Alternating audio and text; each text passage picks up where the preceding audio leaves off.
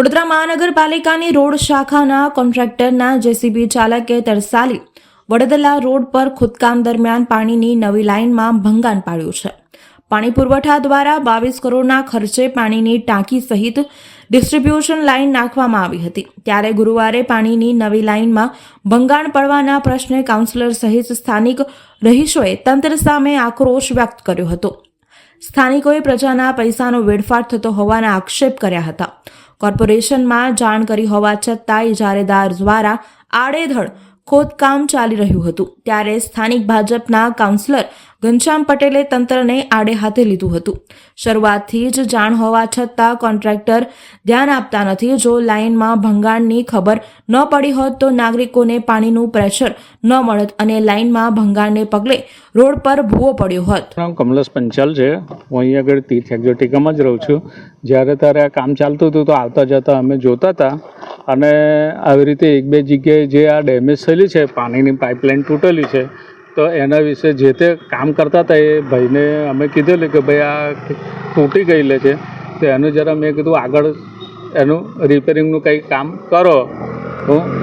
મેં કીધું તમારું સુપરવાઇઝર કે એવું કોઈ અહીંયા આગળ હોય છે કે નથી હોતું. મેં કીધું આ એક બે જગ્યાએ તો ઠીક છે, શરૂઆતમાં ચાલો ભાઈ કામ ચાલુ કર્યું તો એક જ જગ્યાએ થાય. મેં કીધું આગળની જગ્યાએ મેં કીધું તમે અહીંથી કરતાં ગયા ને આગળ ડેમેજ કર્યા કરો તો એ નુકસાન ના એ. મને 2-3 દિવસ પહેલાં અહીંના સ્થાનિક રહીશો દ્વારા કમલેશભાઈ અને બીજા 1-2 લોકો દ્વારા મને ફરિયાદ મળી હતી.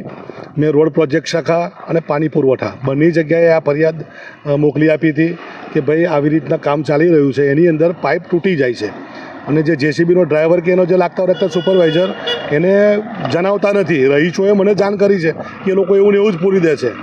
તો પછી મેં એવું કીધું કે જે એવી 1-2 જગ્યાએ તૂટી ગઈ છે એને ખુલ્લી રહેવા દો, બાકીનું આગળનું જવા દો અને આપણે કરીએ છીએ. પછી મેં જ્યારે રોડ પ્રોજેક્ટ શાખા ચિરાગભાઈને અને પાણી પુરવઠા અતુલભાઈ બલગાવિયા બેઉને મેં ફરિયાદ કરી. અતુલભાઈને એ લોકો આવીને જોઈ પણ ગયા છે અને એને એવું કીધું છે કે ભાઈ અમને કેટલી જગ્યાએ આવું તોડ્યું છે તો બતાવી દેતું. કારણ કે આજે 22-25 કરોડના ખર્ચે TP 52 અને 58 તરસાલીથી આખો નવો જે વિસ્તાર ડેવલપ થઈ રહ્યો ઓજી વિસ્તાર, એની અંદર આટલો બધો ખર્ચ કર્યા પછી પાણી મુખ્ય વસ્તુ છે અને આવી રીતે તોડી નાખીને તમે જુઓ કે નજીકની અંદર અહીં આગળ 3 જગ્યાએ છે, આગળની પાઇપની અંદર 2 જગ્યાએ છે. એને ખ્યાલ જ છે કે પાણીની લાઈન છે તો એને ધ્યાનપૂર્વક કામ કરવું જોઈતું હતું.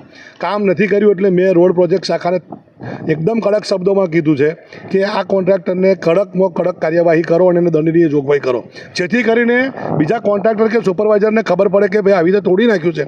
આ તો 22 કરોડનું કામ છે કે નાનું કામ છે? 22 કરોડ એટલે માણસની જિંદગીઓ નીકળી જતી હોય છે. જો પાઇપો ના બદલાઈને ખબર ના પડી હોત તો શું હાલત થાત આવી? તો એ જ કહું છું ને કે 22 કરોડના ખર્ચે કામ કરેલું છે અને આ જો રહીશોએ જાણ મને ના કર્યું હોત, આ લોકોએ એ લોકોને તો જાણ કરી છે પણ એ સુપરવાઇઝર કે જેસીબી વાળાએ કામ નહીં કર્યું. મને જાણ કરીને મેં આગળ કીધું ત્યાર પછી મેં આ બધું કરાવડાવ્યું. આ જાણ ના કરીને આવી રીતે બધું પૂરીને જતા રહે. પછી તમે જે જોવો છો એવું કે ભાઈ આ જગ્યા પર પાણીનો ફોલ્ટ મળ્યો, બધું પાણી આમાં જતું રહેતું હતું.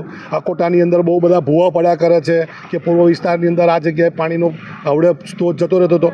એવું ને એવું જ આટલું બધું ખર્ચ કર્યા પછી જે કામ માટે આપણે લાઈન નાખી છે પાણી જ ના મળતું હોત. કારણ કે પાણી તો આવતું જ હોય પણ આવી 50 જગ્યાએ તૂટી ગયું હોય તો પાણી તો બધું જમીનમાં જતું રહેવાનું. આખરે કરોડોના ખર્ચે નાખેલી પાણીની પાઇપલાઇન કે કરોડોના ખર્ચે બનાવેલો રોડ એ પડી જાય ને ભૂવા પડે પછી આ પાછું નવું સરથી કરવાનું. લાગતું નહીં તમને કે બે અધિકારીઓના સંકલન જોઈએ, અહીંયા કોઈ સુપરવાઇઝર મૂકવો જોઈએ? એ તો કહ્યું જ છે કે ભાઈ મેં તો અલ્પેશભાઈ મજમુદારને પણ કહ્યું હતું કે સાહેબ તમે સિટી એન્જિનિયર તરીકે રોડ પ્રોજેક્ટ શાખા, ડ્રેનેજ શાખા અને રોડ શાખા આ બધાની જોડે તમારે સંકલન કરવાનું હોય કે પહેલાં ભાઈ કયું કામગીરી કરવાની છે અને એ કામગીરી કર્યા પછી રોડવાળા કરે. આ તો રોડ કરવા આવે અને રોડ કરીને ગયા પછી ડ્રેનેજવાળા કહે છે કે હવે મારે ડ્રેનેજ નાખવાની છે. એટલે આવો સંકલનનો અભાવ કોઈક જગ્યાએ છે, બધી જગ્યાએ નથી, પણ જે પણ જગ્યાએ હોય સંકલન તો જરૂરી છે કે ભાઈ આ નવો વિસ્તાર ડેવલપ થઈ રહ્યો છે તો મારે પહેલાં ડ્રેનેજ નાખવાની છે, પછી વરસાદી નાખવાની છે, પછી પાણીની લાઈન નાખવાની છે, છેલ્લે રોડ કરવાનો છે. આ વખતે અહીં આગળ આ પ્રકારનું સંકલન 100% થયેલું છે. મારે અલ્પેશભાઈ મજમુદાર જોડે વાત થયા મુજબ કે ભાઈ ગટર થઈ જશે, બધું થઈ ગયું છે, પાણી હવે જ છેલ્લા રોડ કરે છે. પણ રોડવાળો જ્યારે પાણીની પાઇપલાઇન તોડી નાખતો હોય તો એને જાણ કરવી જોઈએ, એને જાણ નથી કરી અને તો એને દંડનીય જોગવાઈ કરવી જોઈએ.